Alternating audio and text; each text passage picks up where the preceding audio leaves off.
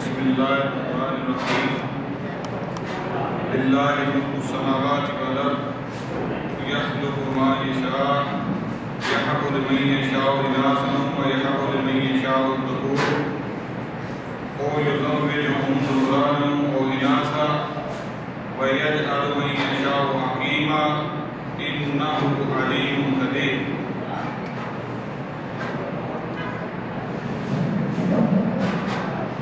تمام تعریفیں اس اللہ رب العزت کے لیے، اس خالق کائنات کے لیے جس نے کائنات کی ساری مخلوق کو پیدا کیا۔ کائنات کے اندر اللہ رب العزت نے انسانوں کو پیدا کر کے ان کو طرح طرح کی نعمتوں سے نوازا، ان کو بے شمار نعمتیں عطا کی، بلکہ خود اللہ رب العزت اس بات کی طرف اشارہ کرتے ہیں وَإِن تَعُدُّوا نِعْمَتَ اللَّهِ لَا تُحْصُوهَا، کہ اے دنیا کے اندر رہنے والے لوگوں، اگر تم اللہ رب العزت کی نعمتوں کو شمار کرنا چاہو، اللہ رب العزت کے احسانات کو گننا چاہو، لا تحصوها، اس کو تم شمار نہیں کر سکتے۔ تو ان نعمتوں میں سے اللہ رب العزت نے جو بندے کے اوپر احسانات کیے، اپنے جو انعام و اکرام کیے، ان نعمتوں میں سے اللہ رب العزت کی نعمت بندے کو یہ ہے کہ اللہ تعالیٰ اس کو اولاد عطا کرتا ہے، اور پھر اس اولاد میں سے بندے کو جو محبوب چیز ہے، زُيِّنَ لِلنَّاسِ حُبُّ الشَّهَوَاتِ مِنَ النِّسَاءِ وَالْبَنِينَ، اللہ رب العزت کہتے ہیں کہ اس میرے بندے کو بیٹے بڑے اچھے لگتے ہیں، اس کو بیٹوں کے ساتھ، لڑکوں کے ساتھ بڑی محبت ہے۔ اللہ تعالیٰ فرماتے ہیں لِلَّهِ مُلْكُ السَّمَاوَاتِ وَالْأَرْضِ، زمین و آسمان کی بادشاہت جو ہے وہ اللہ کے ہاتھ میں ہے، اللہ کی قدرت ہے، اللہ تعالیٰ کی بادشاہت ہے کائنات کے اوپر۔ یخلق ما یشاء، اللہ تعالیٰ جو چیز چاہتا ہے اس کو پیدا کرتا ہے۔ بے شک انسان کو، اس بنی آدم کے بیٹے کو بیٹوں سے محبت ہے، لڑکوں سے محبت ہے۔ یہب لمن یشاء اناثا، اللہ تعالیٰ کہتے ہیں کہ جس کے لیے میں چاہتا ہوں اس کو بیٹیاں عطا کرتا ہوں۔ وَيَهَبُ لِمَن يَشَاءُ الذُّكُورَ، اور جس کے لیے چاہتا ہوں اس کو بیٹے عطا کرتا ہوں۔ وَيَهَبُ لِمَن يَشَاءُ الذُّكُورَ أَوْ يُزَوِّجُهُمْ ذُكْرَانًا وَإِنَاثًا، اور جس کے لیے میں چاہتا ہوں بیٹے اور بیٹیاں دونوں ملا کے دیتا ہوں۔ وَيَجْعَلُ مَن يَشَاءُ عَقِيمًا، اور جس کو میں چاہتا ہوں اس کو بانجھ کر دیتا ہوں، اس کے ہاں کوئی اولاد پیدا نہیں ہوتی۔ عزیز ساتھیوں، ہمارے آج کے معاشرے کے اندر بیٹیوں کو بڑی بری نگاہ سے دیکھا جاتا ہے۔ اس بات کو میں بڑی بخوبی جانتا ہوں، لوگوں کے گھروں کے اندر اگر بیٹی کی پیدائش ہو جائے،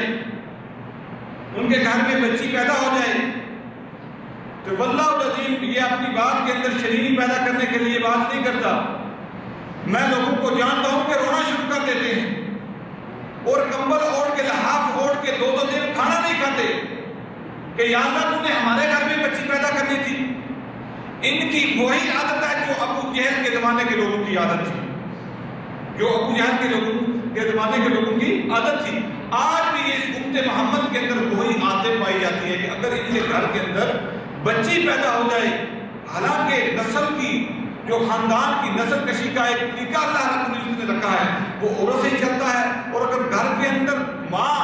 پڑھی لکھی ہے، ماں کا اسلام کے اوپر وہ پابند ہے، تو اس کی اولاد بڑی اچھی پروان چلتی ہے، اس کی تربیت اسلام کے اوپر ہوتی ہے۔ اگر باپ جتنا ہی کیوں نہ پڑھا لکھا ہو، دین کا علم رکھتا ہو، اگر گھر کے اندر ماں اس کی بیکار ہے، بچے کی ماں کچھ پڑھا لکھا نہیں جانتی، اسلام کے بارے میں نہیں جانتی، تو بچے کی وہ اچھے طریقے سے تربیت، تعلیم و تربیت نہیں ہو سکتی جس طرح ہونی چاہیے۔ اللہ تعالیٰ نے بیٹی کی بچی کی فضیلت کو، اس کی اہمیت کو اجاگر کرنے کے لیے پہلے بچی کا نام لیا۔ یہب لمن یشاء اناثا، اللہ تعالیٰ جس کے لیے چاہتا ہے اس کے لیے مونس پیدا کرتا ہے، اس کے لیے اس کو بیٹی دیتا ہے۔ وَيَهَبُ لِمَن يَشَاءُ الذُّكُورَ، وہ جس کے لیے چاہتا ہے بیٹے کا بعد میں نام لیا، پہلے اللہ تعالیٰ نے بیٹی کا نام لیا۔ بلے آج ہمارے گھروں کے اندر بیٹی کی پیدائش ہو جاتی ہے تو لوگ رونا شروع کر دیتے ہیں اور ایک دوسرے کے ساتھ مبارکباد دیتے ہیں۔ بچہ کسی بھی گھر کے اندر پیدا ہو جائے تو مٹھائیاں بانٹتے ہیں، ایک دوسرے کو مبارکباد دیتے ہیں۔ یہ سلسلہ نہیں ہوتا، بلکہ ایک دوسرے کو ملتے ہیں تو جو کوئی اللہ تعالیٰ کی یہ نعمت ہے، اللہ تعالیٰ نے دیا جو کچھ بھی دیا، اس طرح کے بڑے برے انداز کے اندر بیٹی کا ذکر کرتے ہیں۔ تو اللہ تعالیٰ اس چیز کو ناپسند کرتا ہے۔ اللہ کے نبی علیہ الصلوۃ والسلام نے فرمایا لا تکرہوا البنات، بیٹیوں کو بیٹیوں سے کراہت محسوس مت کرو، فإنہن مؤنسات غالیات، یہ بیٹیاں بڑی ہی انس کرنے والی اور بڑی ہی پیار کرنے والی اور بڑی ہی مہنگی ہوتی ہیں۔ آپ اگر اپنے معاشرے کے اندر نظر دوڑا کے دیکھیں تو واللہ بیٹی جو ہے جتنی اپنی ماں کا یا اپنے باپ کا احساس کرتی ہے، جتنی پیار کرتی ہے، وہ اتنا بیٹا اپنے باپ یا ماں کے ساتھ پیار نہیں کرتا۔ ہم چاہتے ہیں کہ ہمارے گھروں کے اندر بیٹے ہوں اور بیٹے جس کے بیٹے بھی باقی ہے، جس کے 10-5 یا بیٹے 4-5 بیٹے ہوں تو وہ پھولا نہیں سماتا اور اپنے گاؤں کے اندر وہ سمجھتا ہے کہ میرے ساتھ کوئی جھگڑا، لڑائی جھگڑا یا میرے بازو ہیں، میرے بیٹے میری اولاد ہے، اس کے اوپر فخر محسوس کرتا ہے۔ میں ایک آپ کے سامنے سچا واقعہ رکھتا ہوں کہ ہمارے گاؤں کے ساتھ والے گاؤں کا واقعہ ہے۔ اس کے 2 بیٹے، ایک بیٹے کی شادی کر کے وہ لے کے آیا، شادی کر کے لے کے آیا تو دوسرا بیٹا جو تھا وہ اس کی اپنی بھابھی کے ساتھ کچھ ناجائز تعلقات کو اس نے قائم کیے کچھ عرصے کے بعد۔ تو باپ نے بیٹے کو منع کیا کہ بیٹے یہ کام چھوڑ دے، یہ اچھا کام نہیں، یہ تو کام غلط کر رہا ہے، اس کو چھوڑ دے۔ سمجھاتا رہا لیکن وہ بیٹا سمجھا نہیں۔ آخرکار باپ اس کو دھمکی لگائی کہ اگر دوبارہ میں نے اس طرح کی بات میں تجھے مار ڈالوں گا، یہ بغیرت ہے، تو تیری بہن ہے، اس طرح کے کام غلط کام نہ کر۔ لیکن وہ بات نہ سنی اس نے باپ کی۔ اب ماں اور بیٹا یہ دونوں جو ہیں یہ آپس میں اس کے اوپر راضی تھے کہ کوئی بات نہیں، یہ کام ہوتا رہے۔ ایک دن ان کا باپ گھر میں رات کا کھانا کھا کے باہر، ہمارے دھاتو کے اندر آپ جانتے ہیں کہ مال مویشی کا گھر جو الگ ہوتا ہے، اپنے رہنے کے لیے لوگوں کے گھر الگ ہوتے ہیں، وہ مال مویشی کے ڈیرے کے اوپر گیا، جا کے وہاں سو گیا رات کو۔ اس کا بیٹا اٹھا رات کو، جن کے ساتھ محبت کرتے ہیں نا بیٹوں کے ساتھ، واللہ العظیم یہ سچا واقعہ ہے، جن کے ساتھ ہم محبت کرتے ہیں ان کا انداز دیکھ لو اپنے باپ کے ساتھ کس طرح کی اس کی محبت۔ بیٹا رات کو اٹھا، جس ٹوکے سے کسائی گوشت کاٹتے ہیں اس ٹوکے کو لیا اور لے کر جا کر باپ کو، باپ سویا ہوا تھا، اس کے سر کے اوپر گردن کے اوپر مارا اور باپ کی گردن کو الگ کر دیا۔ باپ کی گردن کو الگ کرنے کے بعد پھر گردن کو اسی لحاف کے اندر باپ کے سر کو گردن کے ساتھ ملا کے اس کے اوپر لحاف دے کے چلا آیا۔ اب اس گاؤں کے ساتھ میں ایک نہر بہتی تھی۔ اب اس نے سوچا کہ باپ کو اٹھا کے نہر کے اندر پھینک دوں تاکہ اس چیز کا پتہ نہ چلے کہ کس نے قتل کیا ہے۔ صبح باپ کو ڈھونڈیں گے کہاں چلا گیا، ڈھونڈتے ڈھونڈتے تھک جائیں گے، پتہ نہ چلے گا۔ تو اس رات واللہ اللہ تعالیٰ جو ہے نا بندے کے راز کو اس طرح کی بغیرتی کو فاش کرتا ہے، اس طرح کے ظلم کو فاش کرتا ہے، بتاتا ہے لوگوں کو۔ اس رات کچھ ڈاکوں کا کچھ معاملہ تھا تو نہر کے اوپر پولیس کا ناکہ تھا، پولیس کی گاڑیاں تھیں نہر کے اوپر کھڑی ہوئی۔ وہ جاتا 2-4 بار گیا اور دیکھا پولیس کی گاڑیاں کھڑی ہیں، مجھ کو اب باپ کو اٹھا کے گھر سے باہر نہر تک نہیں لا سکا۔ باپ وہیں کا وہیں پڑا رہا، صبح کا سورج شروع ہو گیا۔ اب صبح کا سورج شروع ہوگا، باپ کو کہاں ٹھکانے لگائے؟ اب ماں کو بھی پتا تھا اس نے یہ کام کیا ہے رات کو۔ ماں اس کی آئی رات صبح ڈیرے کے اوپر آ کے اس نے مال مویشی کے نیچے سے جو جھاڑو وغیرہ دینا تھا وہ دیا، نہیں بتایا کسی کو، نہ اس کی طرف اپنے خاوند کی چارپائی کی طرف نہ گئی۔ جب اس کو پتہ چلا کہ آخر اس کو بتانا ہی پڑے گا لوگوں کو، اس نے شور ڈالا شروع کر دیا، ہائے ہمیں کون مار ڈالا، کس نے ہمیں مار ڈالا، کون ہمارے گھر کے اندر لوٹ گیا، اس طرح کی اس نے واہ ویلا شروع کر کیا۔ شور ڈالنا شروع کیا تو پھر لوگ اکٹھے ہوئے، دیکھا تو اس کی گردن کٹی ہوئی تھی، ٹوکے سے کٹی، جس سے کسائی گوشت کاٹتے ہیں، اس سے اپنے بیٹے نے اپنے باپ کو قتل کر دیا۔ ٹھیک ہے، پھر پولیس پاکستان کی بڑی ہوشیار ہے،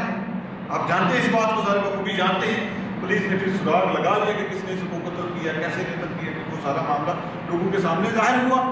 واللہ بیٹی کے اندر یہ کبھی بھی جرت نہ تم پاؤ گے کہ اپنی ماں کو تھپڑ مار دے یا اپنے باپ کو قتل کر دے۔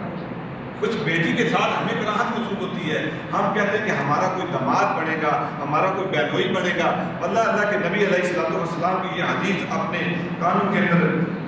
اور ذہن کے اندر اچھی طرح سے بٹھا لیجیے کہ الانبیاء کانوا ابا بنات، نبی جتنے بھی گزرے ہیں دنیا کے اندر سارے بیٹیوں کے باپ تھے، بیٹیوں کے باپ تھے۔ اگر یہ چیز بری ہو گئی تھی، اگر چیز یہ بری ہو، اچھی چیز نہ ہو، زمانے کے اندر اس کو کراہت کی نظر سے دیکھا جاتا ہو، تو اللہ تعالیٰ اپنے نبی کو، اپنے محبوب بندے کو، جب نبی دنیا کے اوپر موجود ہوتا ہے تو اس وقت دنیا کے اندر جتنے انسان ہوتے ہیں سب سے زیادہ محبوب اللہ تعالیٰ کو اپنا وہ نبی ہوتا ہے۔ اسی طرح بات ہے، اپنا نبی اللہ تعالیٰ کو محبوب ہوتا ہے۔ اگر یہ چیز بری ہو، اگر یہ اس کو زمانے کے میں کراہت کی نظر سے دیکھا جانے والا ہو اور اللہ کی نظر کے اندر یہ چیز جو ہے اچھی نہ ہو، تو پھر اللہ تعالیٰ اپنے محبوب بندے کو یہ بیٹیاں عطا نہ کرے۔ آپ جانتے ہیں کہ محمد رسول اللہ صلی اللہ علیہ وسلم کی کتنی بیٹیاں تھیں؟ 4 بیٹیاں تھیں، اور اللہ کے نبی علیہ الصلوۃ والسلام کو جب بیٹی فاطمہ رضی اللہ تعالیٰ عنہا ملنے کے لیے آتی تو اللہ کے نبی علیہ الصلوۃ والسلام استقبال کے لیے اٹھ کے کھڑے ہو جایا کرتے تھے، جانتے ہیں اس بات کو؟ اور اللہ کے نبی علیہ الصلوۃ والسلام اپنی بیٹی کو بٹھانے کے لیے اپنی چادر بچھا دیا کرتے تھے، بڑا پیار کیا کرتے تھے۔ لیکن آج ہمارے اندر واللہ کمی، ان باتوں کی کمی ہے۔ اگر ہمارا بیٹا ہے تو اس کو بڑے اچھے طریقے سے اسکول کے اندر پڑھائیں گے، اور اس کے اوپر جتنا بھی ہمیں خرچ کرنا پڑے خرچ کریں گے۔ اور بیٹیوں کے ساتھ ہمارا معاملہ اس طرح کا نہیں کہ بیٹی یا تعالیٰ ہم نے بیاہ دینی ہے، یہ دوسرے گھر کے اندر چلی جانی ہے، اس طرح کا معاملہ ہمیں کراہت کی نظر سے ان کو دیکھتے ہیں، تو یہ جو ہے یہ بڑی حالت والی بات ہے۔ اور وہ بات ہے جو کافروں کے زمانے کے اندر، جو اللہ کے نبی علیہ الصلوۃ والسلام کے شروع کے دور کے اندر یا پہلے زمانے کے اندر جو ابو جہل کے زمانے کے لوگ تھے، ان کے اندر یہ بات پائی جاتی تھی۔ اللہ رب العزت نے ان کی بات کو نقل کیا ہے، فَإِذَا بُشِّرَ أَحَدُهُم بِالْأُنثىٰ ظَلَّ وَجْهُهُ مُسْوَدًّا وَهُوَ كَظِيمٌ، کہ جب ان مشرکوں کو بیٹی کی، بچی کی بشارت دی جاتی، ظَلَّ وَجْهُهُ مُسْوَدًّا، ان کے چہرے کے اوپر سیاہیں چھا جاتی، ان کا چہرہ کالا سیاہ ہو جاتا کہ میں بیٹی کا باپ ہوں، لوگ مجھ سے بیٹی کا رشتہ مانگیں گے، کل میرا کوئی داماد بنے گا۔ وہ بھائی اس بات کو بڑی نفرت کی کراہت کی نظر سے دیکھا کرتے تھے کہ میرا کوئی بہنوئی بنے گا، اس بات کو وہ پسند نہیں کیا کرتے تھے۔ یتبارا من القوم، وہ قوم سے، اپنے لوگوں سے چھپتا پھرتا تھا، من سوء، اس برائی کی وجہ سے، ما بشر بہ، جو اس کو بشارت دی جاتی تھی، ایمسک غلام ام یدسہ فی التراب، وہ کیا چاہتا تھا کہ اس بیٹی کو زندہ رہنے دوں یا اس کو زمین کے اندر دبا دوں۔ الا ساء ما یحکمون، اللہ تعالیٰ کہتا ہے اوپر کے اندو، اللہ تعالیٰ کے اوپر تم اپنے حکم لگاتے ہو۔ اللہ تعالیٰ جو چیز چاہتا ہے، جس چیز کو پسند کرتا ہے، وہ لوگوں کے گھروں کے اندر پیدا کرتا ہے۔ آپ اس بات کو جانتے ہوں گے کہ اللہ کے نبی علیہ الصلوۃ والسلام کے دور سے پہلے لوگ اپنی بیٹیوں کو زندہ دفن کر دیتے تھے۔ ایک صحابی، اس نے اسلام قبول کرنے کے لیے جب اللہ کے نبی علیہ الصلوۃ والسلام کی خدمت کے اندر حاضر ہوا تو وہ کہتا ہے یا نبی اللہ، اللہ تعالیٰ میرے سارے گناہ معاف کر دے گا اگر اسلام قبول کر لوں؟ تو اللہ کے نبی علیہ الصلوۃ والسلام نے فرمایا ہاں، تیرے سارے گناہ معاف کر دے گا۔ تو وہ صحابی کہتا ہے یا نبی اللہ، میں آپ کو ایک واقعہ سناتا ہوں، کیا اللہ تعالیٰ یہ میرا بھی گناہ معاف کر دے گا؟ اللہ کے نبی علیہ الصلوۃ والسلام نے فرمایا سناتے، وہ کون سی بات ہے؟ وہ کہتا ہے کہ میں ایک سفر کے اوپر گیا ہوا تھا، میری بیوی بچہ پیدا کرنے والی تھی، جب گھر کے اندر واپس آیا تو میرے گھر میں بچی پیدا ہوئی تھی، اور میری بیوی نے اس بچی کی خاصی اچھی پرورش کی تھی اور دوڑنے چلنے پھرنے کے قابل ہو گئی تھی، اور میرے ساتھ بڑی محبت کرنے والی، جب میں گھر کے اندر آتا تو میرے ساتھ چمٹ جاتی تھی، بڑی محبت کرنے والی میرے ساتھ۔ لیکن باہر جب میں نکلتا جو لوگوں کا رواج تھا، لوگوں کا رہن سہن، وہ بیٹی کو پسند نہیں کرتے تھے، وہی میرے ذہن کے اندر بات تھی۔ تو میں سوچتا اس بیٹی سے کیسے چھٹکارا حاصل کروں۔ تو وہ کہتے ہیں کہ ایک دن میں نے سوچا کہ اس کو مٹی کے اندر دبا دیتا ہوں، اس کو زندہ دفن کر دیتا ہوں۔ وہ صحابی یہ واقعہ اللہ کے نبی علیہ السلام کو سنا رہا ہے۔ وہ کہتا ہے یا نبی اللہ، میں نے کدال اٹھائی، مٹی کھودنے والی، گڑھا کھودنے والی چیز اٹھائی اور بچی کو ساتھ میں لیا، صحرا کی طرف چل پڑا۔ اور راستے میں جاتے ہوئے بچی مجھ سے پوچھتی ہے بابا ہم کہاں جا رہے ہیں؟ بڑے پیار کے ساتھ، مطلب بچے تو ویسے ہی دیکھ کے، کسی کا بھی بچہ ہونا وہ دیکھنے سے بڑا اچھا لگتا ہے، اس کے ساتھ ویسے ہی بندے کو پیار آ جاتا ہے۔ وہ باپ کہتا ہے کہ میری بچی رستے میں مجھ سے پوچھتی ہے کہ بابا جان ہم کہاں جا رہے ہیں؟ میں نے اس کا کوئی جواب نہ دیا۔ جب جا کے صحرا کے اندر میں نے بچی کو اتارا، نیچے رکھا تو گڑھا کھودنا شروع کیا، تو میرے کپڑوں کے اوپر جب گڑھا کھودنے کی وجہ سے مٹی لگی تھی تو بچی میرے اپنے ننھے ننھے ہاتھوں سے میرے کپڑوں کے اوپر سے مٹی صاف کرتی ہے اور پوچھتی ہے بابا جان یہ گڑھا آپ کس کے لیے کھود رہے ہیں، کیوں کھود رہے ہیں گڑھا؟ تو یہ ساتھ ساتھ میں واقعہ سنا رہا ہے تو اللہ کے نبی علیہ السلام کی آنکھوں سے آنسو جاری ہے۔ اللہ کے نبی علیہ السلام کو کہتا ہے یا نبی اللہ، پھر میں نے گڑھا گہرا کیا اور اس گڑھے کے اندر اپنی بیٹی کو رکھ دیا، اور اپنی بیٹی کو رکھنے کے بعد میں نے گڑھے کے اوپر مٹی ڈالنی شروع کر دی بچی کے اوپر۔ جو آخری بات بچی کی میرے کانوں سے ٹکرائی وہ یہ کہہ رہی تھی کہ بابا جان آپ مجھے کیوں دبا رہے ہیں نیچے، بابا جان مجھے کیوں نیچے دبا کے جا رہے ہیں؟ یا نبی اللہ، اللہ تعالیٰ میرا یہ بھی گناہ معاف کر دے گا۔ اللہ کے نبی علیہ السلام کی آنکھوں سے موسلا رہا، بارش کی طرح آنسو بہہ رہے تھے، اور صحابہ کرام رضوان اللہ علیہم اجمعین جو ساتھ میں بیٹھے تھے وہ کہتے ہیں کہ اللہ تعالیٰ تیری ماں تجھے گم پائے، تو نے ہمارے نبی کو رلا دیا، تو نے ایک اور سا یہ واقعہ سنایا ہے۔ اللہ کے نبی علیہ السلام فرماتے ہیں چھوڑ دو، اور اس کو دوبارہ حکم دیا کہ تم دوبارہ یہ واقعہ سنا دو۔ اسلام کی بھی سے فضیلت ظاہر ہوتی ہے کہ جتنے بھی بندے نے بڑے بڑے گناہ کیے ہوں تو اسلام قبول کرنے کے بعد اللہ تعالیٰ پچھلے سارے گناہوں کو معاف کر دیتا ہے۔ اور اس طرح ہو جاتا ہے جس دن وہ پڑھتا ہے نا اشہد ان لا الہ الا اللہ واشہد ان محمدا عبدہ ورسولہ، جس دن اس کلمے کا اقرار کر لیتا ہے، جس دن اللہ رب العزت پر ایمان لے کے آتا ہے اور اللہ کے نبی علیہ السلام کی رسالت کی گواہی دیتا ہے، تو اللہ تعالیٰ اس کے پچھلے سارے گناہوں کو معاف کر دیتا ہے۔ دیکھو اس بندے نے اپنی بیٹی کو زندہ دبا دیا، اپنی بیٹی کے ساتھ نفرت کا اظہار کیا، ٹھیک ہے، اس کو اپنے اوپر بوجھ محسوس کیا۔ اللہ آج بھی کتنے لوگ ایسے ہیں جن کے اندر یہی عادت پائی جاتی ہے۔ بیٹی کو دبانا تو جو دبا تو نہ سکے معاشرے کی نظروں کی وجہ سے، اپنے رشتہ داروں کی وجہ سے کہ یہ ماحول نہیں پایا جاتا، لیکن ان کے دل کے اندر نفرت ہوتی ہے کہ میرے گھر کے اندر بچی پیدا ہوگی، اور بیٹا پیدا ہو جاتا ہے تو لوگوں کے اندر مٹھائیاں بانٹنا شروع کرتے ہیں، لوگوں کو بلاتے ہیں ہمارے گھر کے اندر، آؤ بچے کے آج میں نے عقیقہ کرنا ہے، آؤ ہمارے گھر کے اندر آپ کی دعوت ہے۔ بچی ہو جائے تو بچی کا کوئی عقیقہ بھی نہیں کرتا، اور نہ اس کے لیے کوئی کسی کو مٹھائی بانٹتا ہے، اور نہ کسی کو ایک دوسرے کو مبارکباد دیتی ہے۔ کیوں؟ یہی وہی پچھلی زمانے جہالت والی عادت پائی گئی ہے آج ہمارے لوگوں کے اندر کہ نہیں؟ بھائی جو آپ شرک کے اوپر اطاعت رسول کے اوپر درس سنتے رہتے ہیں، اور اللہ تعالیٰ ہماری اس حرص کے اندر اور زیادتی کرے، اضافہ کرے کہ ہماری توحید جو ہے وہ پکی ہو جائے۔ توحید کے ساتھ ساتھ اس طرح کے جو مسائل ہیں، معاشرتی مسائل، اپنی زندگی کے مسائل، ان کے طرف بھی ہمیں غور کرنا چاہیے کہ اسلام ہمیں کیا حکم دیتا کہ ٹھیک ہے بندہ اسلام کے اوپر مضبوط ہے، توحید اس کی پکی ہے، اطاعت رسول، نیکی، نماز پڑھنے کا طریقہ اس کو اللہ کے نبی علیہ السلام کے طریقے کے اوپر نماز پڑھتا ہے، روزہ رکھتا ہے، لیکن جیسے ہی گھر کے اندر داخل ہوتا ہے اپنی بیوی کے ساتھ خاندانوں کی طرح بات کرتا ہے اور اپنی بچیوں کے ساتھ نفرت کرتا ہے اور بوجھ محسوس کرتا ہے کہ اللہ تعالیٰ نے ہمارے گھر کے اندر عذاب نازل کر دیا، تو واللہ ایسے بندے کی اس بندے کے اندر وہی عادتیں پائی جاتی ہے جو پرانے زمانے کے اندر مشرکوں کے اندر عادتیں پائی جاتی تھی۔ اللہ ماشاء اللہ لوگ جو پڑھے لکھے ہیں وہ بچوں کی اہمیت کو، فضیلت کو جانتے ہیں۔ اللہ اسلام نے تو عورت کو بڑا مقام دیا ہے، اور اگر ہمارے ذہن کے اندر اور ہمارے دلوں کے اندر، ہمارے دماغ کے اندر بھی یہی بات ہو اور آج کی یہ کافر عورت جو مسلمان عورتوں کو یہ کہتی ہے، آزادی کا نعرہ لگواتی ہے، وہ یہی کہتی ہے کہ اسلام نے عورت کو باندھ کے رکھا ہے، عورت کو دبا دیا ہے۔ واللہ العظیم جتنا اسلام نے عورت کو مقام اور مرتبہ دیا ہے، اتنا کسی مذہب نے عورت کو کھڑا نہیں کیا، عورت کو مقام اور مرتبہ نہیں دیا۔ عورت کو اسلام نے وراثت لائی، اس سے پہلے اسلام سے پہلے عورت کا وراثت کے اندر کوئی حصہ نہیں ہوا کرتا تھا، عورتوں کے ساتھ نفرت کی جاتی تھی۔ لیکن اسلام نے جہاں مردوں کے مسائل بیان کیے،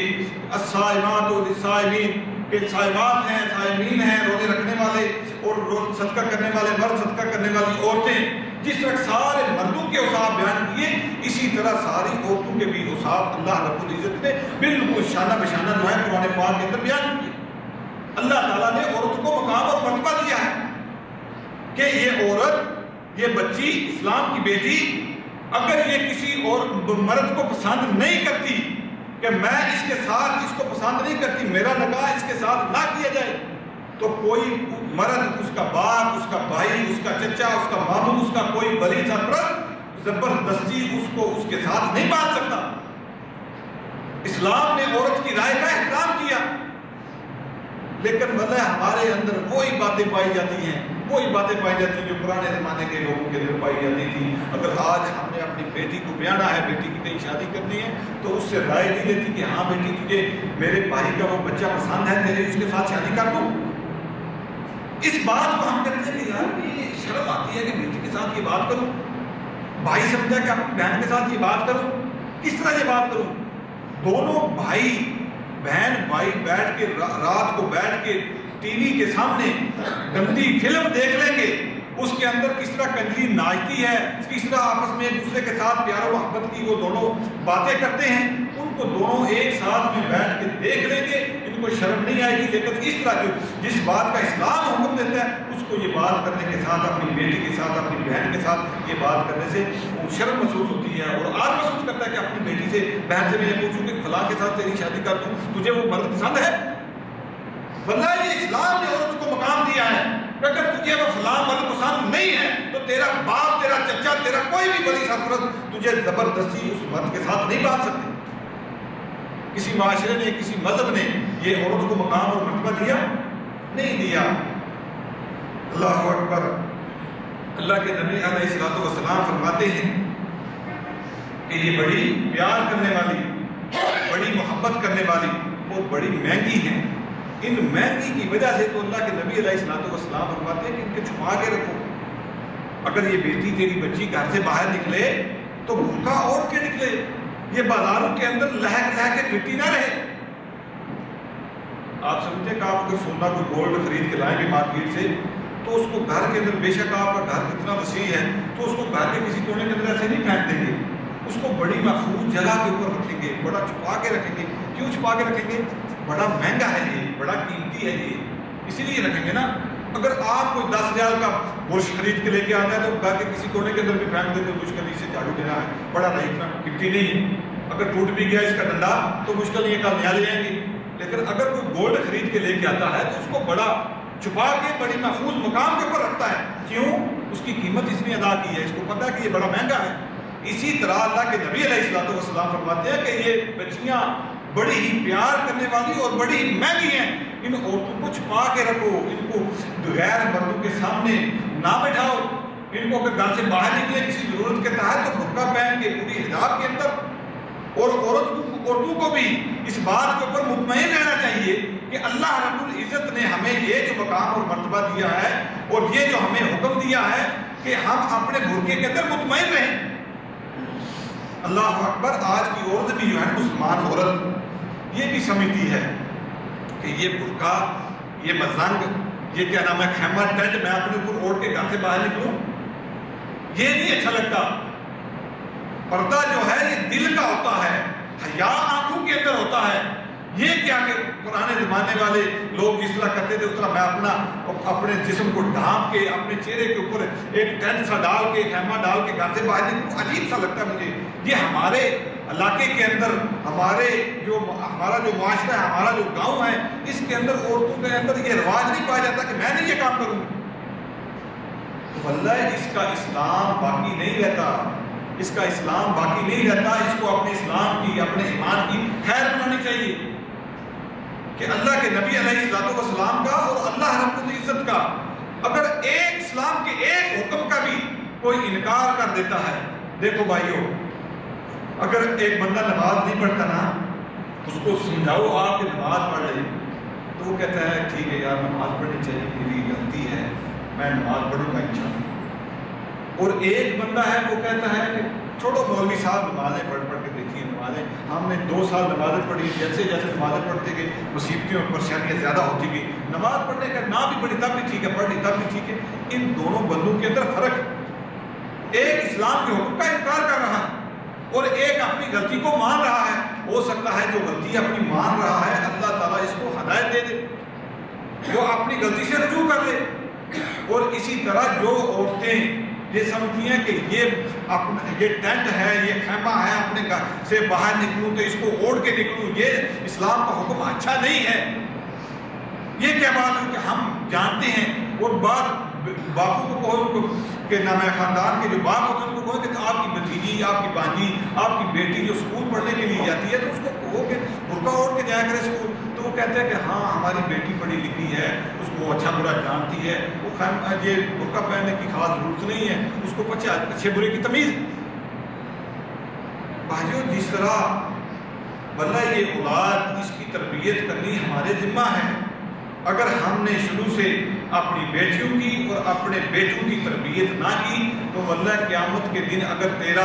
تیرا فیصلہ جنت کا ہو بھی جائے گا نا، جنت کے تیرے پاس اتنی نیکیاں اکٹھی ہو جائیں گی، تو نے نمازیں پڑھی ہیں، تو نے روزے رکھے ہیں، تو نے اچھے کام کیے ہیں، سارے تیرے پاس نیکیاں ہیں، اللہ تعالیٰ تیرے لیے جنت کا سرٹیفکیٹ تجھے دے دے گا، فرشتوں کو حکم دے گا کہ اس میرے بندے کو جنت تک پہنچا دو۔ تیری یہی بیٹی جس کے لیے جہنم کا فیصلہ ہو جائے گا کہ اس نے دنیا کے اندر اسلام کی خلاف ورزیاں کی ہیں، یہ بیٹی آ کر تیرا گریبان پکڑ کے کھڑی ہو جائے گی کہ یا اللہ یہ میرا باپ ہے، اس نے مجھے سمجھایا نہیں، اس نے مجھے اسلام کے احکام بتائے نہیں۔ تو پھر اللہ تعالیٰ، صحیح حدیث ہے کہ اللہ تعالیٰ اس کی بیٹی کو یا اس کی بیوی کو یا اس کی بہن کو جو اس کا رشتہ ہے اس کے ساتھ، اس دونوں کو پکڑ کے پھر اللہ تعالیٰ ان دونوں کو جہنم کے لیے آگے چھوڑے۔ اپنے گھر کی اصلاح کرنی یہ بھی ہمارے ذمہ ہے، اور بڑی پیار کرنے والی واللہ یہ بیٹیاں ہوتی ہیں، ان کے ساتھ اگر آپ پیار کریں گے، ان کے دین کے اوپر، اسلام کے اوپر ان کی تربیت کریں گے، ان کو بتائیں گے کہ اسلام یہ ہے، ایمان یہ ہے، اللہ رب العزت کا حکم یہ ہے، تو پھر یہ آپ کے ساتھ بھی محبت کریں گی۔ آپ دیکھ لو، آپ اگر ایک گھر کے اندر بیٹا ہے اور ایک بیٹی ہے، آپ کو 2 سال ہو گئے یہاں آئے ہوئے سعودی عرب کے اندر، آپ ملازمت کر رہے ہیں، محنت مزدوری کر رہے ہیں، تو بیٹا آپ سے واپسی کا سوال نہیں کرے گا، بیٹی واپسی کا سوال کرے گا۔ آپ کے تجربے کے اندر یہ بات ہوگی کہ بیٹا سمجھے گا کہ بابا جان پیسے بھیجتے رہیں اور میری عیاشی ہوتی رہے پیچھے، میں اپنے جو کیا نام ہے فحاشی کے اندر مبتلا ہوں، اپنی بدماشی کے اندر مبتلا ہوں، اپنی عیاشی کے اندر مبتلا ہوں۔ جب باپ گھر کے اندر آ جائے گا تو باپ اس چیز سے منع کرے گا، تو اچھا بابا جان بھائی سعودی عرب کے اندر ہی رہیں تو مجھے پیسے بھیجتے رہیں، میں گھر کے اندر اپنے کام چلاتا رہوں۔ لیکن بیٹی واللہ یہ بیٹی، آپ کی بیوی، آپ کی ماں، یہ جو عورتیں ہیں یہی واپسی کا سوال پہلے کرتی ہیں۔ اگر ماں ہے تو کہے گی کہ بیٹا جان آ جاؤ، 2 سال ہو گئے آپ کو گئے ہوئے وہاں، اگر اب مجھے مل جاؤ، پتہ نہیں میں زندہ زیادہ دیر رہوں یا نہ رہوں، مجھے آپ سے آپ کا چہرہ دیکھے ہوئے بڑی دیر ہوگی، آ جاؤ واپس۔ اگر بہن ہے تو واللہ بہن بھی کہے گی کہ بھیا اتنی دیر ہوگی آپ کو وہاں گئے ہوئے، آ جاؤ واپس، ایک بار آ کے ہمیں مل جاؤ۔ بھائی بھی آپ کو نہیں کہے گا کہ آ جاؤ بھیا واپس آ جاؤ، اللہ ماشاء اللہ کسی بھائی کو کسی کے ساتھ بڑی محبت ہو۔ اکثریت کی بات کی جاتی ہے کہ اکثریت کے اندر یہی باتیں ہیں، تو پھر ہمیں کس کے ساتھ محبت کرنی چاہیے؟ بیٹی کے ساتھ۔ اگر بیٹی بیاہ کے دوسرے گھر کے اندر چلی بھی جائے گی تو کیا ہوا؟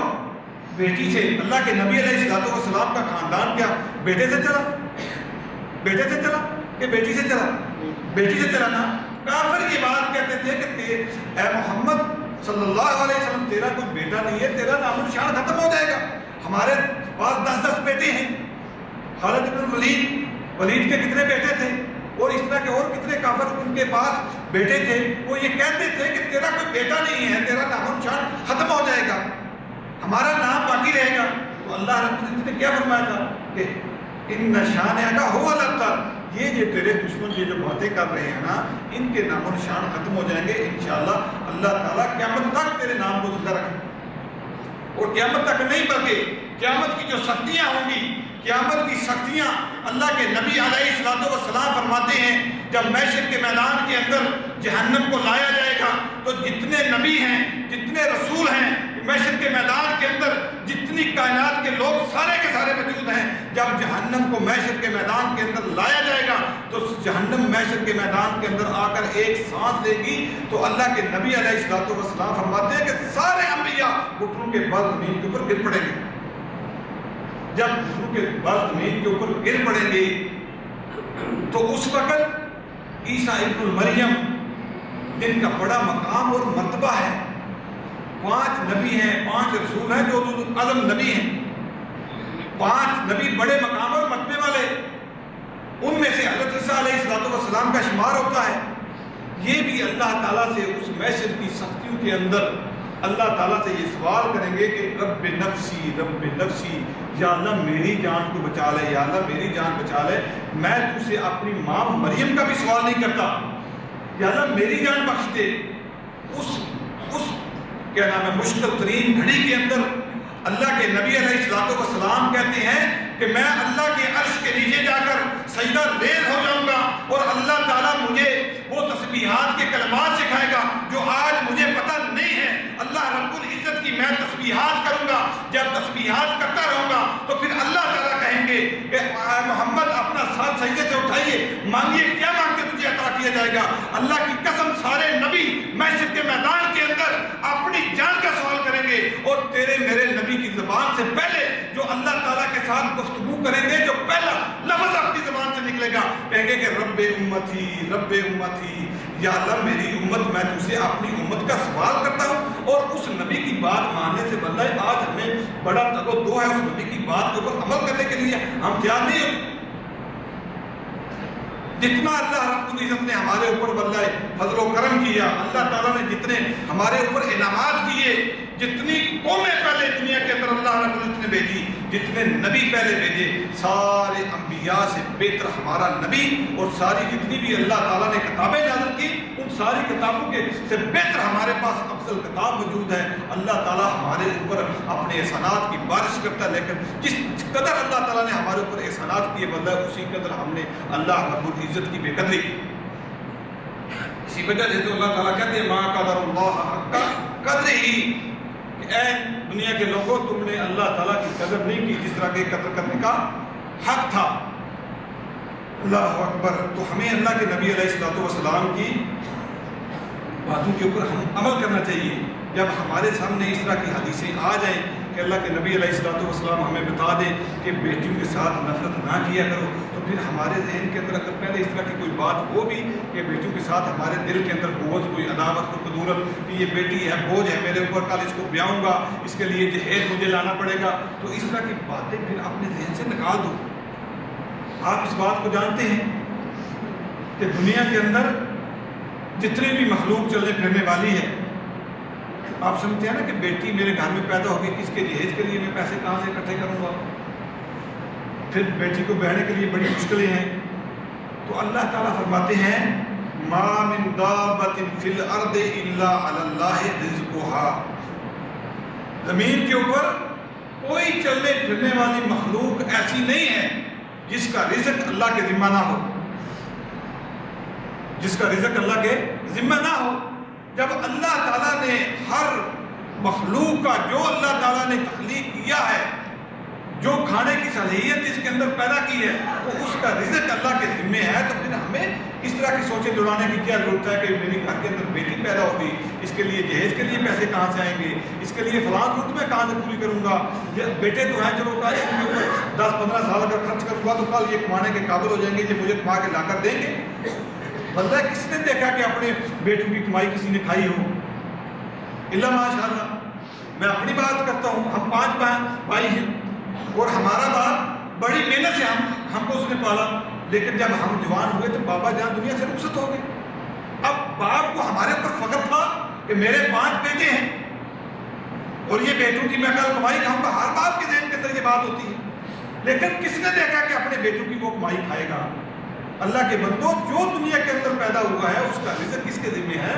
اللہ کے ذمہ ہے۔ بیٹی گھر کے اندر پیدا ہو جائے گی تو وہ اپنا رزق بھی ساتھ میں لے کر آئے گی، اس کے ساتھ کراہت محسوس نہ کرو۔ اللہ کے نبی علیہ الصلوۃ والسلام فرماتے ہیں من آل جاریتین حتی تبلغا جاء یوم القیامت انا وہو وضم اصابعہ۔ فرمایا کہ جو بندہ دو بیٹیوں کی پرورش اس طرح کرتا ہے، بہترین طریقے سے پرورش کرتا ہے، ان کو دین سکھاتا ہے، ان کو اسلام سکھاتا ہے، دین کے اوپر ان کی تربیت کرتا ہے، ان کی پرورش کرتا ہے حتیٰ تب لوگا، یہاں تک کہ دونوں جوان ہو جاتی ہیں، ان کی شادیاں کر دیتا ہے، ان کو ان کے گھروں کے اندر پہنچا دیتا ہے، تو قیامت کے دن وہ آئے گا۔ قیامت کی سختیوں کی بات میں نے آپ کو سنائی نا، ورنہ قیامت کا سختیاں ہم سنتے رہتے ہیں اور ان باتوں کے متعلق پڑھتے رہتے ہیں، لیکن تجربہ اس وقت ہوگا اگر آپ نے کہیں چولہا جلایا ہو، چولہا کوئی چاول پکانے کے لیے، روٹی پکانے کے لیے، چائے پلانے کے لیے، پکانے کے لیے، تو اپنی انگلی ذرا اس چولہے کے قریب کر کے دیکھنا کہ آگ کی کتنی شدت ہے اور آگ سے جلا ہوا ہاتھ کتنی دیر درد کرتا رہتا ہے۔ تھوڑا سا جلا ہوا، تھوڑا سا جل جائے تو کتنا درد کرتا ہے وہ۔ تو اس آگ سے ڈر جاؤ، اس آگ سے ڈر جاؤ۔ اللہ کے نبی علیہ الصلوۃ والسلام فرماتے ہیں قیامت کے دن یہ بندہ آئے گا جس نے بیٹیوں کی پرورش کی ہوئی، بیٹیوں کے متعلق نہیں فرمایا کہ جس نے بیٹے کی پرورش کی، فرمایا جس نے دو بیٹیوں کی پرورش کی اور یہاں تک کہ وہ جوان ہوگی اور جوان ہونے کے بعد ان کی شادیاں کر دی، اور قیامت کے دن وہ آئے گا، قیامت کی سختیوں کے دن سختیاں ہوگی، وہ آئے گا، وہ اس طرح آئے گا کہ میرے ساتھ اس طرح کھڑا ہوگا، ضم اصابعہ، اپنی دونوں انگلی کو اس طرح کھڑا کیا، شہادت والی اس ہاتھ والی جو انگلی ہے اس کو ملا کے، صحابہ کہتے ہیں کہ اس طرح اللہ کے نبی علیہ الصلوۃ والسلام نے ہمیں ملا کے دکھایا۔ اب کوئی بندہ قیامت کے دن اللہ کے نبی محمد رسول اللہ صلی اللہ علیہ وسلم کے ساتھ اس طرح قیامت کی سختیوں والا جو دن ہوگا، اس کے دن اس طرح اللہ کے نبی علیہ الصلوۃ والسلام کے قریب کھڑا ہوگا تو اس کو کوئی خوف ہوگا کوئی خوف؟ سارے لوگ واللہ خوف کے اندر مبتلا ہوں گے، اللہ ماشاء اللہ جن کو اللہ تعالیٰ رحم کرے گا، جنہوں نے کوئی نیک عمل کیے ہیں۔ تو یہ بندہ جس نے اپنی بیٹیوں کی پرورش کی ہے، بیٹیوں کی پرورش کرنے کی فضیلت، اور اللہ تعالیٰ کے نبی علیہ الصلوۃ والسلام نے ان کا مقام اور مرتبہ بڑھانے کے لیے تاکہ لوگوں کے اندر یہ نفرت اور کدورت ختم ہو جائے بیٹوں کے متعلق، فرمایا قیامت کے دن وہ میرے ساتھ اس طرح کھڑا ہوگا۔ تو اس طرح اللہ کے نبی علیہ الصلوۃ والسلام کے ساتھ کھڑا ہونا ہم پسند کرتے ہیں کہ نہیں پسند کرتے؟ دنیا کے اندر دیکھ لو نا، جاؤ جلال والے، یا آج نواز شریف وزیر اعظم بن گیا، کل زرداری تھا، فلاں تھا، اس طرح کے یہ سارے لوگ، اگر یہ ہمیں کسی مجمع کے اندر بہت سے لوگ جمع ہوں تو وہاں مجمع سے اٹھا کے یہاں لا کے اپنے پاس کھڑا کر دے اور اپنا تعارف، اس کا تعارف کرا دے لوگوں کو کہ یہ میرا عزیز ہے، فلاں رشتہ دار ہے، اس کو میں نے اپنے ساتھ کھڑا کیا ہے، اس طرح اس کی بھی عزت کیا کرو جس طرح میری عزت کرتے ہو، تو کیا وہ بندہ پھولے سمائے گا؟ اللہ اس کی تو گردن کے اندر سریا آ جائے کہ میری اتنی عزت، تو اتنے مجمع کے سامنے اس نے میری عزت کروائی۔ اور وہ نبی جو تمام نبیوں کا سردار ہے، وہ نبی محمد رسول اللہ صلی اللہ علیہ وسلم جو قیامت کے دن تک آخری سورج طبقے تک رسول ہے، واللہ اس نبی علیہ الصلوۃ والسلام کی زبان سے یہ نکلے ہوئے لفظ ہیں کہ قیامت کے دن یہ بندہ آئے گا، لوگ ویسے ان کے اوپر، لوگوں کے اوپر خوف وحشت طاری ہوگی، ڈرے ہوئے ہوں گے، بچہ اپنی ماں کے ساتھ لپٹا ہوا ہوگا، اس دن یہ بندہ آئے گا اور اس کو کوئی خوف اور خطرہ نہیں ہوگا، میرے ساتھ اس طرح آ کے کھڑا ہو جائے گا جس طرح اللہ کے نبی علیہ الصلوۃ والسلام نے اپنی دونوں انگلیوں کو ملا کے دکھایا۔ اگر اللہ کے نبی علیہ الصلوۃ والسلام کے ساتھ اس طرح کھڑا ہونا چاہتے ہو تو اپنے ذہن کے اندر، اپنے دل کے اندر کوئی اس طرح کی اگر بات ہے تو اس کو نکال دو۔ اللہ تعالیٰ سمجھنے کی توفیق عطا فرمائے۔ اللہ کے نبی علیہ الصلوۃ والسلام فرماتے ہیں جس بندے کی 3 بیٹیاں ہوئیں اور 3 بیٹیوں کے اوپر اس نے صبر کیا اور ان کی اچھے طریقے سے پرورش کی، ان کو پڑھایا لکھایا، ان کی اچھے طریقے سے پرورش کی، اور وہ قیامت کے دن آئے گا، ادخلہ الجنہ بفضل رحمتہ، قیامت کے دن آئے گا، اللہ تعالیٰ ان کو اپنی رحمت کی بدولت، فضل کی بدولت اس کو جنت کے اندر داخل کر دے گا۔ ہمیں تو جنت کی اتنی طلب نہیں ہے نا، طلب نہیں ہے نا ہمارے دلوں کے اندر، بس زبانی کلامی یہاں سے اوپر، اگر ذہن کے اندر دل تک یہ بات پہنچ جائے نا تو پھر بولے اسی طرح کے ہم کام کریں جس طرح کے صحابہ کرام رضوان اللہ علیہم اجمعین کام کیا کرتے تھے. تو صحابی آگے سے سوال کرتے ہیں یا نبی اللہ اگر کسی کی 2 بیٹیاں ہوئی تو اللہ کے نبی علیہ السلام نے فرمایا کوئی بات نہیں, اگر کسی کی 2 بیٹیاں ہوئی تو 2 بیٹیوں کی اگر کسی نے پرورش کی تو وہ بھی جنت کے اندر جائے گا. تو ایک صحابی اور کھڑا ہوا, ان کو جنت کی بڑی طلب ہوا کرتی تھی, کہا کہ یا نبی اللہ اگر کسی کی 1 بیٹی ہوئی تو اللہ کے نبی علیہ السلام فرماتے ہیں نعم او واحدہ, اگر کسی کی 1 بیٹی بھی ہوئی اس نے اس کی اچھے طریقے سے پرورش کی اور اس کو پڑھایا لکھایا, دین کی تعلیم دلوائی, اور قیامت کے دن وہ آئے گا اللہ تعالیٰ اس کی بدولت جو اس نے اپنی بیٹی کے ساتھ احسان کیا, بیٹی کے ساتھ نیکی کی اور اس کو اللہ تعالیٰ کی طرف سے نعمت سمجھ کے یہ اللہ تعالیٰ کی طرف سے عطا کردہ میری اولاد ہے, اور اس کی وجہ سے آگے اللہ تعالیٰ محمد رسول اللہ صلی اللہ علیہ وسلم کی امت کو بڑھائے گا, اس سے اللہ تعالیٰ بیٹے پیدا کرے گا, بیٹیاں پیدا کرے گا. اللہ کے نبی علیہ السلام جس طرح کہتے ہیں کہ اس عورت کے ساتھ شادی کرو جو زیادہ بچے جننے والی ہو. کیوں کہ قیامت کے دن جب لوگ آئیں گے, نبی آئیں گے, تو میں اپنی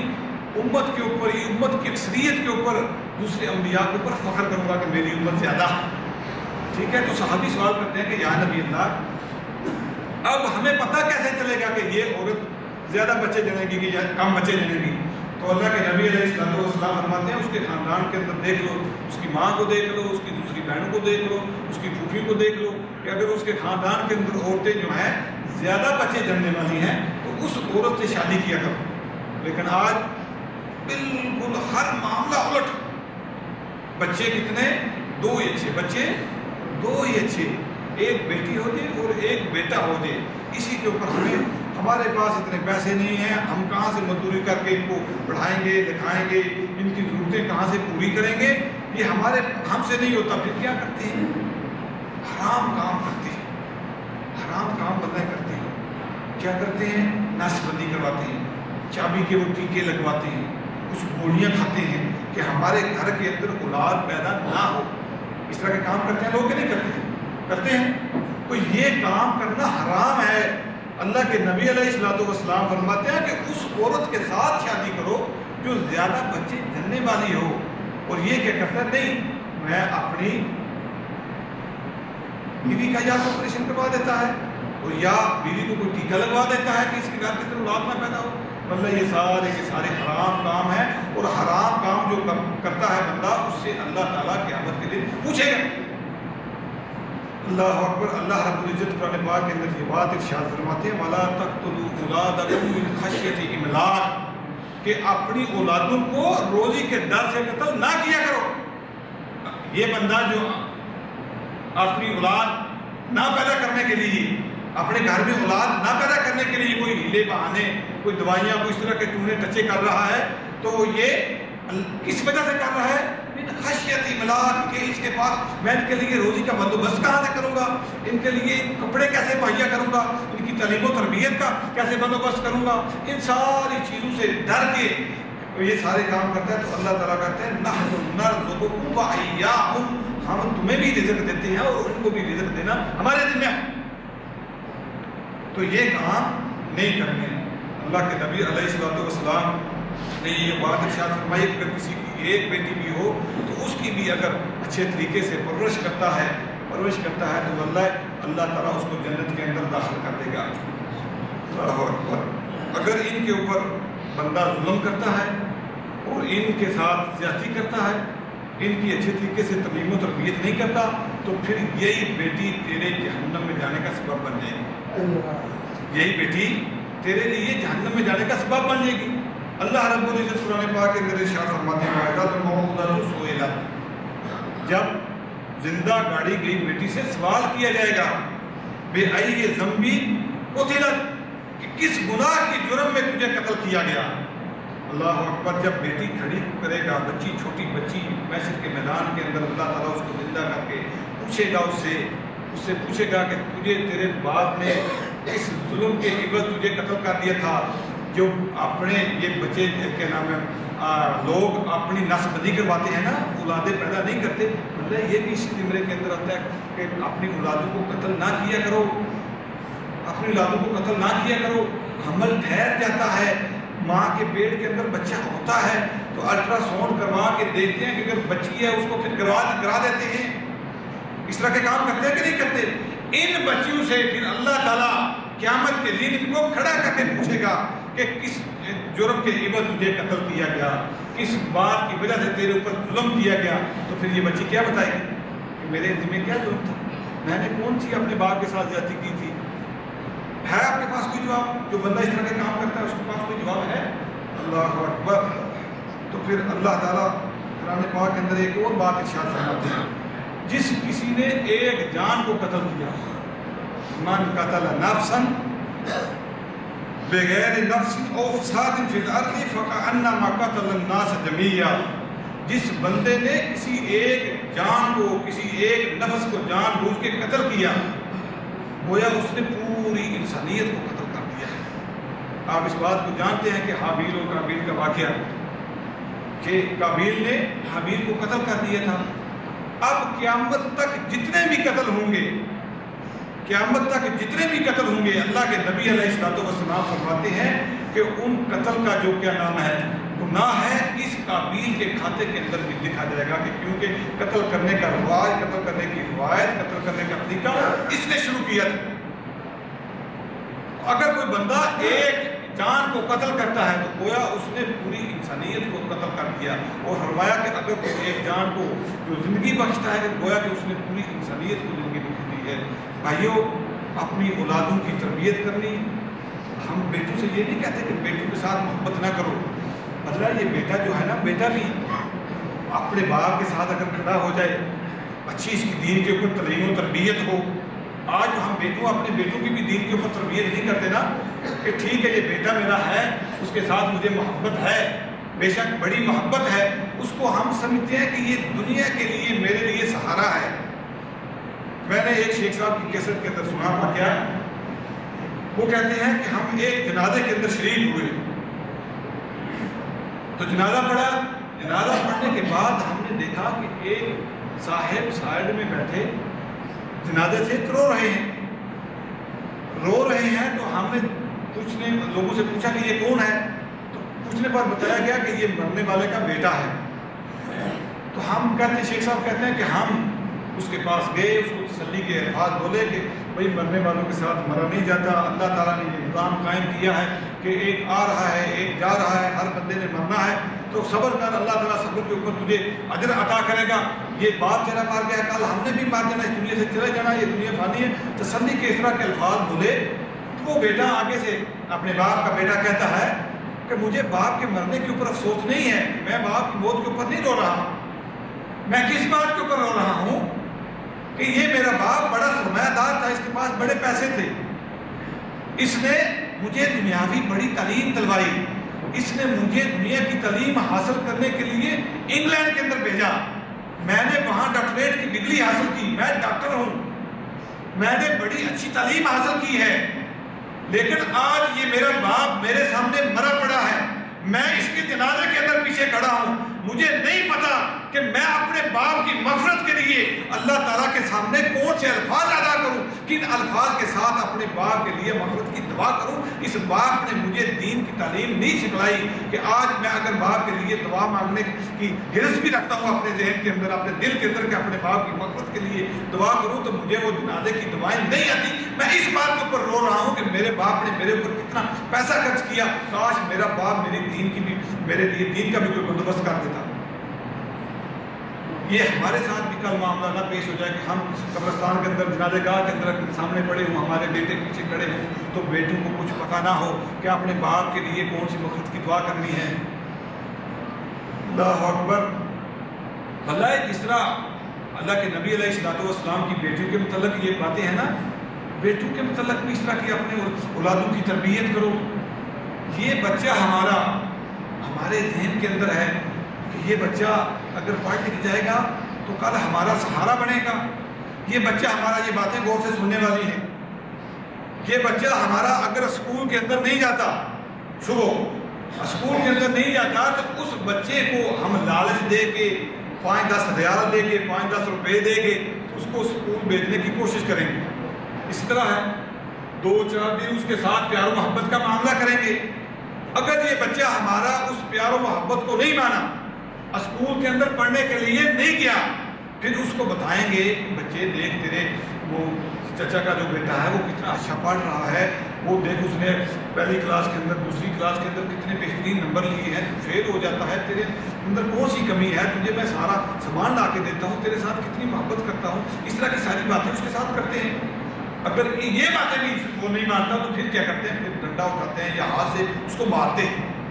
مار کے اس کو اسکول کے اندر ضرور بھیجتے ہیں، اور جب اسکول سے واپس آتا ہے پھر اس کے ساتھ بیٹھ کے اس سے پوچھتے ہیں کہ آج تیری ٹیچر نے، تیرے ماسٹر نے کون سا سبق تجھے پڑھایا ہے، اے فار ایپل، بی فار بال، اس طرح کے اس کو انگریزی کے الفاظ سکھاتے ہیں، اس طرح کی بات ہے۔ اسی طرح بات ہے یہ بیٹا ہمارا جس کو ہم نے مار کے اسکول کے اندر ضرور بھیجا، اور اسکول سے جب واپسی کے اوپر اس کے ساتھ سوال کیے کہ تو اسکول کے اندر کون سا سبق پڑھ کے آیا ہے، واللہ العظیم یہ دعوے کے ساتھ بات کہتا ہوں، اللہ ماشاءاللہ کوئی باپ اس طرح کا ہوگا، اگر یہ بیٹا ہمارا صبح مسجد کے اندر قرآن پڑھنے کے لیے نہیں جاتا، مسجد کے اندر نماز پڑھنے کے لیے نہیں جاتا، اگر آپ کوشش بھی کریں گے اس کو اٹھانے کی، ساتھ میں مسجد لے جانے کی، نماز پڑھنے کے لیے، تو اس کی ماں آڑے آ جائے گی، رہنے دو، سویا رہنے دو، یہ رات دیر تک گیند کھیلتا رہا ہے، فلاں اس نے کام کیا، رات کو دیر تک یہ کھیلتا رہا ہے، سویا ہے دیر سے، تو اس کی نیند ابھی کچی، رہنے دو، اس کو نہ اٹھاؤ، اس طرح کی باتیں ہیں۔ تو پھر یہ مولوی جو ہوتا ہے نا گاؤں کا امام مسجد جو ہوتا ہے، جو قرآن پڑھاتا ہے، یہ اسکول نہیں جاتا، مسجد میں قرآن پڑھنے کے لیے اس کا بیٹا نہیں جاتا، پھر مولوی صاحب کو یہ ملتا ہے، اسپیشل ملنے کے لیے نہیں جاتا، ویسے ہی گلی کے اندر گزر رہا ہے کہیں تو امام صاحب کے ساتھ ملاقات ہو جاتی ہے، تو کہتے ہیں امام صاحب، مولوی صاحب بچے کو میرے کو پتہ نہیں کیا ہوا ہے، یہ اسکول پڑھنے کے لیے، مسجد میں قرآن پڑھنے کے لیے نہیں آتا، اس کو کوئی دام وام کر دو، پتہ نہیں اس کو مسجد کے ساتھ نفرت ہو گئی ہے، اس کو کوئی دم کوئی پھوکا مارو تاکہ اس کا مسجد کے اندر دل لگ جائے۔ اور تیرے بچے کا جب اسکول جانے کے لیے دل نہ کیا تو تو نے خود اس کے اوپر ڈنڈے کے ساتھ دم کیا۔ اگر یہی تیرا بچہ مسجد کے اندر قرآن پڑھنے کے لیے نہیں جاتا تو مولوی صاحب کو کہتا ہے کہ اس کے اوپر دم کر دو۔ اس سے پتہ چل جاتا ہے کہ تیرے ذہن کے اندر دین کی کتنی اہمیت ہے اور دنیا کی کتنی اہمیت ہے۔ واللہ جن باپوں نے اپنے بیٹوں کی دین کے اوپر تعلیم و تربیت کی ہوتی ہے نا، جن کی بیٹوں کی اپنے دین کے اوپر ان کو بتایا ہوتا ہے کہ یہ دین اللہ رب العزت نے نازل کیا، اس کے اوپر عمل کرنا ہے، تو پھر یہ بیٹے سمجھتی ہیں کہ میرے باپ کا میری زندگی کے اندر کیا مقام اور مرتبہ ہے۔ اگر باپ مجھے کسی بات کا حکم دے دے گا تو میں نے اس کی بات کو ضرور ماننا ہے۔ آپ وہ واقعہ بڑا اچھی طرح سے بار بار لوگوں سے سنا ہوگا، مشائخ سے وہ بات سنی ہوگی کہ ابراہیم علیہ السلام کو جب اللہ رب العزت نے حکم دیا کہ اپنے بیٹے کو ذبح کر دو، تو ابراہیم علیہ السلام اپنے بیٹے اسماعیل سے مشورہ کرتے ہیں کہ اللہ تعالیٰ نے اس طرح کا حکم دیا ہے، تو بیٹے تیری کیا رائے ہے؟ اب باپ نے اپنے بیٹے کی تعلیم، اپنے بیٹے کی ذہنیت، اپنے بیٹے کو جو تعلیم و تربیت دی دین کے اوپر کہ اللہ ہمارا رب ہے، وہ جس طرح ہمیں حکم دے اسی کے حکم کے اوپر عمل کرنا ہے، تو بیٹا آگے سے کیا کہتا ہے؟ یا ابت افعل ما تؤمر ستجدنی انشاءاللہ من الصابرین، کہ بابا جی جس بات کا اللہ تعالیٰ نے آپ کو حکم دیا ہے، یا ابت افعل، یا بابا جی جس بات کا اللہ تعالیٰ نے آپ کو حکم دیا اس کو کر گزریے، ستجدنی انشاءاللہ من الصابرین، آپ انشاءاللہ مجھے صبر کرنے والوں میں سے پائیں گے۔ فلما اسلم، اللہ رب العزت کہتے ہیں جب دونوں فرما بردار ہو گئے، فلما اسلم تثنیہ کا صیغہ، فلما اسلم تلہ للجبین، جب دونوں کیا نام ہے فرما بردار ہو گئے اور باپ نے اپنے بیٹے کو زمین کے اوپر زمین کے بل لٹا دیا، تو پھر اللہ تعالیٰ کو یہ منظر، اللہ دیکھو وہ منظر کیا منظر ہوگا کہ آسمان کے فرشتے بھی اس بات کے اوپر کہ آج یہ کیا ہونے والا ہے کہ اب ایک باپ اپنے بیٹے کو ذبح کر دے گا۔ اللہ تعالیٰ یہ منظر سارے دیکھ رہا ہے۔ اللہ تعالیٰ اسی لیے تو یہ بات ارشاد فرماتے ہیں کہ ہم نے اپنے ابراہیم کو جب بھی آزمایا، اذ ابتلیٰ ابراہیم ربہ بکلمات فاتمہن، آپ نے جب بھی اپنے ابراہیم کو، اپنے نبی ابراہیم کو آزمایا تو ابراہیم ہماری آزمائش کے اندر پورا اترا۔ تو جب یہ ابراہیم علیہ السلام اپنے بیٹے کو ذبح کرنے کے لیے زمین کے اوپر لٹا دیتے ہیں تو پھر اللہ تعالیٰ کو یہ ادا کتنی پسند آئی، کتنی پسند آئی۔ اللہ تعالیٰ کہتے ہیں وَاتَّخَذَ اللَّهُ إِبْرَاهِيمَ خَلِيلًا، ہم نے ابراہیم کو اپنا خلیل بنا لیا۔ دنیا کے اندر جتنے بھی نبی آئے ہیں، جتنے بھی رسول آئے ہیں، کسی کو اللہ تعالیٰ نے دو نبیوں کے علاوہ خلیل نہیں بنایا۔ خلت کا مقام وہ ہے کہ ایسی محبت جس کے اندر کوئی بغض نہ ہو، بڑی بڑی پائیدار کی محبت، بڑی شدت کے ساتھ جس کے ساتھ محبت ہو۔ اللہ کے نبی علیہ السلام فرماتے ہیں کہ دو بندوں کو اللہ تعالیٰ نے اپنا خلیل بنایا، ایک ابراہیم کو اور دوسرے صاحب حکم تمہارے ساتھی محمد صلی اللہ علیہ وسلم کو اللہ تعالیٰ نے اپنا خلیل بنایا ہے۔ تو بات کرنے کا مقصد کہ اگر ہم نے اپنے بیٹوں کی، اپنی بچیوں کی تربیت اسلام کے اوپر واللہ کی ہوگی تو یہ بیٹے اور بیٹیاں ہماری جس طرح دنیا کے اندر ہمارا سہارا بڑھیں گی تو قیامت کے دن بھی، قیامت سے پہلے بھی جب ہم قبر کے اندر پڑے ہوں گے تو کیا نام ہے، بخاری کے اندر کتاب المفرد کے اندر یہ حدیث موجود ہے کہ جب قبر کے اندر ایک بندہ پڑا ہوگا، اس کے اوپر عذاب ہو رہا ہوگا تو اچانک اس کے عذاب کے اندر تخفیف کر دی جائے گی تو وہ اللہ تعالیٰ سے سوال کرے گا کہ یا اللہ میرے عذاب کے اندر تخفیف کیسی، کس وجہ سے؟ تو اللہ رب العزت جواب دے گی اس بندے کو کہ وہ اے میرے بندے تو بیٹا اپنا دنیا کے اندر چھوڑ کے آیا تھا، اس کی تو نے تعلیم و تربیت، اس کی ذہنیت دین کے اوپر، اسلام کے اوپر کی تھی، آج اس تیرے بیٹے نے ننھے ہاتھ میری بارگاہ کے اندر اٹھائے ہیں کہ یا اللہ میرے باپ کو معاف کر دے، تو میں نے تیرے بیٹے کی اس ادا کو دیکھ کے میں رب غفور رحیم پوری کائنات کا مالک کہ اس بچے کے ننھے ہاتھوں کو خالی واپس اٹھاتے ہوئے شرما جاتا ہوں، میں نے اس وجہ سے تیرے عذاب کے اندر تخفیف کی۔ تو یہ بیٹے یا بیٹیاں ہمارے کام آ سکتی ہیں اگر ان کی ہم نے دین کے اوپر واللہ تعلیم و تربیت کی ہوئی۔ اگر دین کے اوپر تعلیم و تربیت ان کی نہیں کی تو پھر دنیا یہ ہے، یہ کھیل تماشا ہے۔ دنیا کیا ہے؟ کھیل تماشا، یہ کل ختم ہو جانے والی ہے۔ کتنے ہمارے آباء و اجداد ہماری آنکھوں کے سامنے چلے گئے، ہم نے خود ان کو قبرستان کے اندر دفنا کے آئے تو ہمارے پاس کتنی زندگی ہے؟ 50 سال 70 سال، تو واللہ یہ 50 60 70 سال جتنے ہمارے پاس ہیں ان کے متعلق اللہ رب العزت تم سے سوال کرے گا۔ قالا کم لبثتم فی الارض،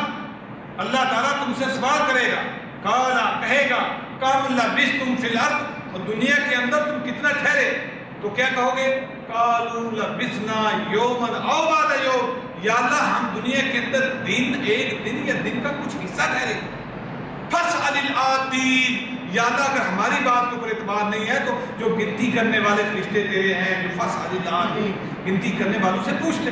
ہم دنیا کے اندر بڑا قلیل ٹھہرے ہیں، تھوڑا سا ٹھہرے ہیں، تو اگر واللہ واقعی یہ تھوڑا سا ٹھہرنا ہمارا اللہ تعالیٰ کی اطاعت و فرما برداری کے اندر ہوگا تو اللہ تعالیٰ ہماری اس بات کو اتنا پسند کرے گا کہ قیامت کے دن جب ہمیں دیکھے گا تو اللہ تعالیٰ یہ بات ارشاد فرما دے کہ یہ میرے وہ بندے ہیں جن نے دنیا کے اندر رہتے ہوئے بڑی سختیوں اور مشکلوں کے باوجود میرے دین کے اوپر عمل کر کے آئے ہیں، تو آج ان کے ساتھ میرا کوئی حساب کتاب نہیں، جاؤ میرے بندوں بغیر حساب جنت کے اندر چلے جاؤ۔ اللہ تعالیٰ ہمیں ان میں سے کر دے، اور اللہ تعالیٰ سے دعا ہے جو کچھ کہا سنا اس کے اوپر عمل کرنے کی توفیق عطا فرمائے۔ وآخر دعوانا ان الحمد للہ رب العالمین۔ اللهم صل وسلم وبارك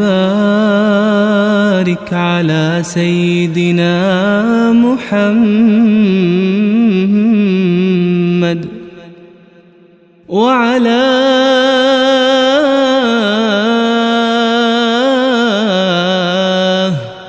آله وصحبه أجمعين۔